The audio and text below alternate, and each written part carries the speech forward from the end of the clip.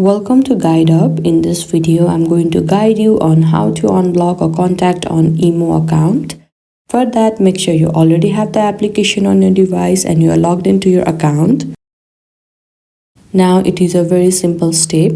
At this home page, at the bottom right, you can see your profile icon. You need to tap over there.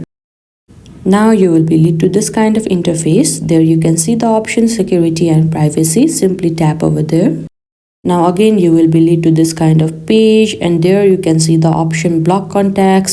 In the security category, simply tap over there. Here you will be seeing list of the contact that you have blocked. Currently I don't have any blocked contacts, but I will guide you through the process.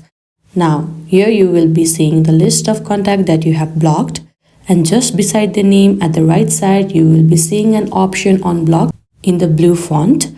All you need to do is tap on that, and after that again a box will pop up where they want to make sure that you really want to unblock this account or not. After that again you need to tap on the option unblock, and after that the contact will be unblocked on your IMO account. And this is how easily you can unblock a contact on IMO account. I hope you found this video helpful. Don't forget to like this video and subscribe our channel Guide Up. Thank you.